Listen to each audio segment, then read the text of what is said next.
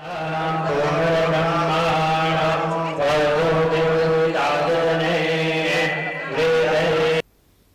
माँ इंद्राक्षी। इंद्राक्षी धाम में दर्शकों आप सभी का हम हार्दिक स्वागत करते हैं। आज के दिन जिन जातकों का जन्मदिवस है, मैरिज एनिवर्सरी है, उन सभी को हमारी तरफ से बहुत बहुत शुभकामनाएं। आज का पंचांग 19 अप्रैल सन 2020, दिन रविवार, वैशाख मास, कृष्ण पक्ष, संवत 2077, तिथि द्वादशी, नक्षत्र पूर्वा भाद्रपद, राहु काल 4:30 से 6, दिशा शूल पश्चिम दिशा। कई बार हमारे जीवन में पैतृक धन को लेकर के बड़ी उथल पुथल हो जाती है। पैतृक धन हो, पैतृक संपत्ति हो, पेरेंटल प्रॉपर्टी हो, या बहुत सारी ऐसी जीवन में चीज़ें हों, तो कई बार व्यक्ति बहुत चीज़ों को बड़े अथक प्रयास से बनाता है, लेकिन किसी न किसी कारण से उसको पैतृक धन नहीं मिल पाता है। तो क्या व्यक्ति के भाग्य से ये भी जाना जा सकता है कि उसको पैतृक धन मिलेगा या नहीं मिलेगा, उसको कहीं से कोई बड़ी मदद मिलेगी या नहीं मिलेगी। ज़रूरी नहीं कि पैतृक धन से ही मदद मिले। कई बार हमारे जीवन में कहीं से एक ऐसी आशा की किरण आती है कि उससे हमारे जीवन बदल जाता है। तो आज के इस अंक में हम बात करेंगे, क्या व्यक्ति को कोई धन या पैतृक धन की प्राप्ति होगी या नहीं, और होगी तो उसके जन्मांक से, उसकी जन्म पत्रिका से कैसे पता लगे। आइए बात करते हैं पहले आपकी जन्मांक से, फिर बात करेंगे कुछ योग हाथ की रेखाओं के माध्यम से।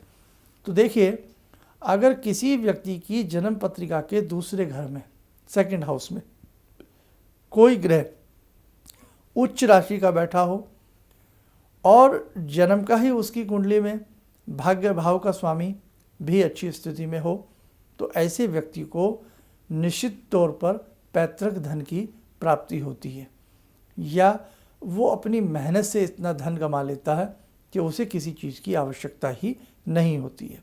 दूसरी बात, दूसरे भाव का स्वामी अगर दूसरे ही भाव में हो और बलवान स्थिति में हो, ये स्थिति भी पैतृक धन को प्राप्त कराने का इशारा देती है।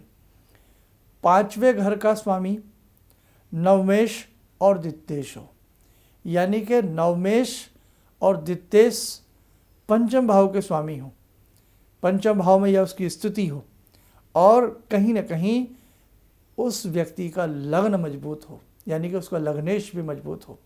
ऐसी स्थिति में भी अच्छे धन की मात्रा या पैतृक धन की मात्रा उसके जीवन में आ ही जाती है।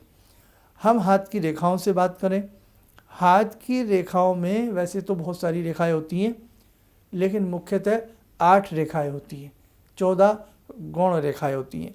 अब 8 मुख्य रेखाओं में यदि उसकी हथेली में सूर्य रेखा बलवान है और उसकी हार्ट लाइन और माइंड लाइन के बीच में गैप बहुत कम है, फासला, जैसे मान लें नीचे की मस्तिष्क रेखा, ऊपर की हार्ट लाइन, हृदय रेखा, ये हुआ गैप ज़्यादा, ये हुआ गैप कम, ये ज़्यादा हो गया, ये कम, बहुत कम गैप हो और क्रॉस बीच में बना हो। मस्तिष्क रेखा और हृदय रेखा में गैप कम हो, बीच में क्रॉस बना हो। ध्यान से देखिए अपनी हथेलियों को, ऐसी स्थिति हो और सूर्य रेखा प्रबल हो, तो पैतृक धन मिले ना मिले, लेकिन व्यक्ति अपने जीवन में स्वयं अपने पुरुषार्थ से, अपनी मेहनत से काफ़ी अच्छा धन कमा लेता है। उसे जीवन में किसी व्यक्ति की बैसाखी की आवश्यकता नहीं पड़ती है। दूसरी बात, हथेली में बहुत गहरा गड्ढा नहीं होना चाहिए। किस स्थिति में बताऊंगा। बहुत गहरा गड्ढा इंसान की हथेली में ना हो, सामान्य सी हथेली हो और उंगलियां कुछ आगे से नुकीली और लंबी हों, और भाग्य रेखा उस पर सरपट दौड़ती सी नज़र आती हो। ऐसी स्थिति में मुलायम हाथ हो, तो ऐसी स्थिति में पैतृक धन उसको बहुत अच्छी मात्रा में मिलता है, बहुत अच्छी मात्रा में मिलता है, यानी कि उसके माता पिता की भी बहुत अच्छी तरक्की होती है। ये स्थिति यदि है तो इंसान की हथेली में भी ऐसे योग होते हैं और उसकी जन्म पत्रिका में भी ऐसे योग होते हैं कि वो जान सकता है कि उसके जीवन में कहीं से धन आएगा, चाहे वो किसी भी रूप में आए, उसे धन की प्राप्ति हो जाएगी। अब धन भी कई तरह से होता है, ऐसा नहीं होता कि कोई बंडल बना करके आपको दे जाएगा। भाई आपकी मेहनत, कई बार तो अब आप कहेंगे मेहनत से तो सबको धन मिल जाता, नहीं, ऐसी बात नहीं है। बहुत लोग जीवन भर गधे की तरह काम करते हैं, पसीना बहाते हैं, लेकिन धन नहीं आता, पूरा जीवन ऐसे ही गुजर जाता है, ऐसा ही पूरा जीवन चला जाता। और बहुत लोग आराम की नींद लेते हैं, खराटे भरते हैं, मस्ती लेते हैं, जीवन का आनंद लेते हैं, धन आता रहता है। वर्क वो ज़्यादा कर रहे हैं, लेकिन वर्क वो कम कर रहा है, वो नींद ले रहा है, धन आ रहा है। इसे क्या कहेंगे आप? जंगल है, जंगल में शेर है, क्या मेहनत करता है शेर, और गधा देखिए दिन भर बोझा ढोता है, फिर गधा है, और जंगल का शेर है, करता क्या है वो बताइए? सिर्फ वो झपट्टा मार करके एक हिंसा फैलाता है और किसी को खा जाता है।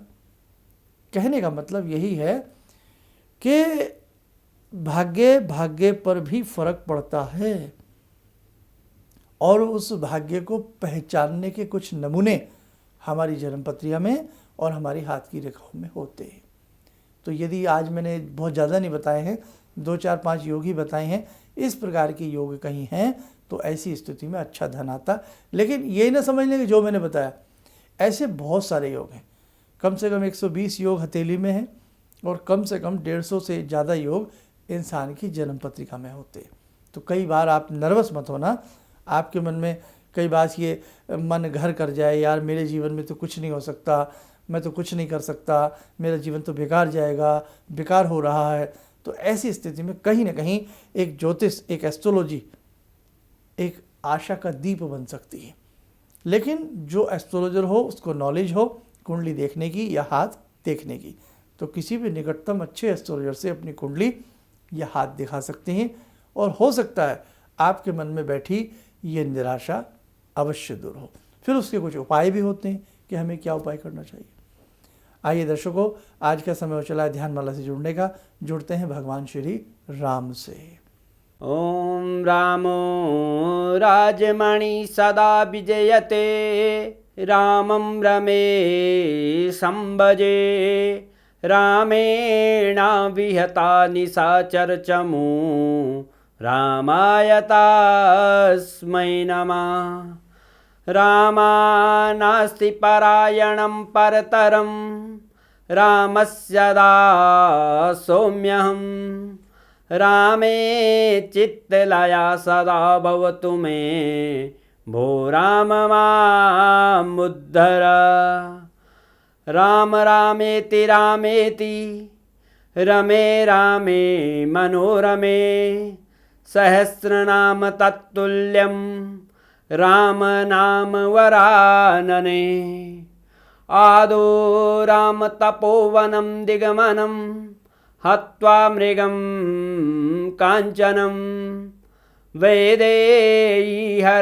जटायुमरणं, सुग्रीवसंभाषणं, बाले निग्रहणं समुद्रतरणं, लङ्कापुरे दाहनं, पश्चात् रावणकुम्भकर्णहननं, एतद्धि रामायणम्।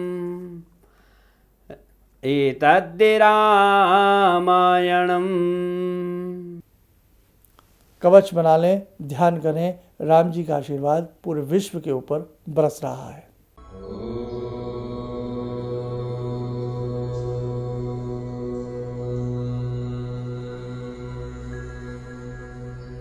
ओम बोलते हुए नेत्र खोलें, सामान्य हो जाए।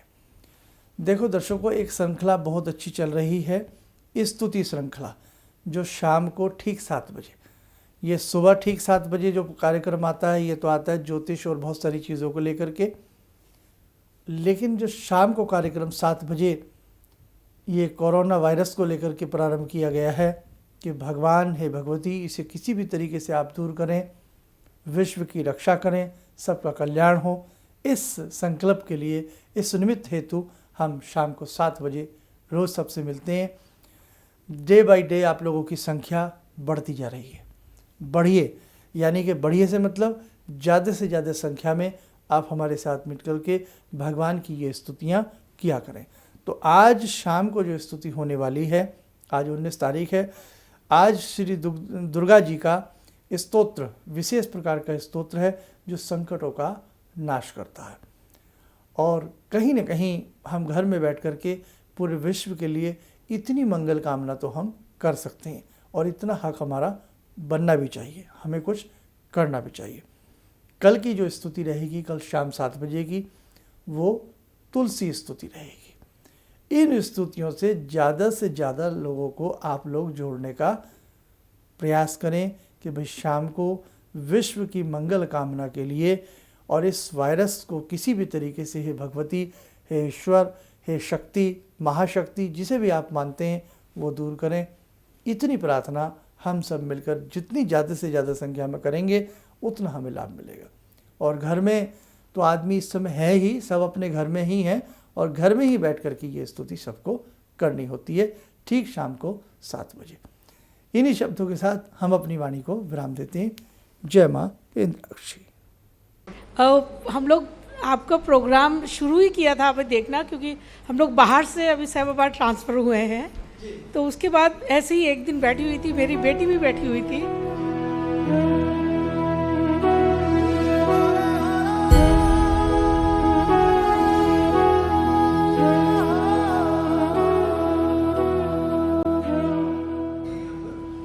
उस टाइम उसके बाद जॉब नहीं थी।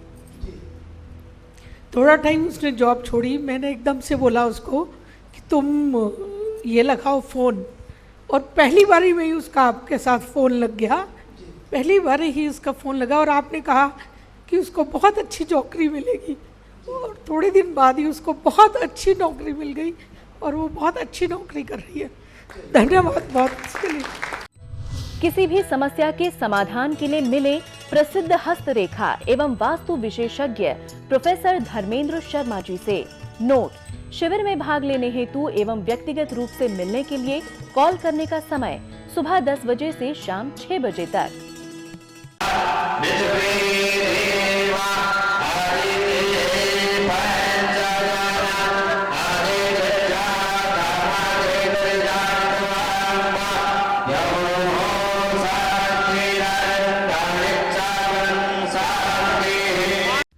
हमारे विभिन्न ज्ञानवर्धक कार्यक्रम देखने के लिए आप हमें अभी सब्सक्राइब करें, बेल आइकन को प्रेस करें ताकि आप देख सकें हमारा कार्यक्रम सबसे पहले।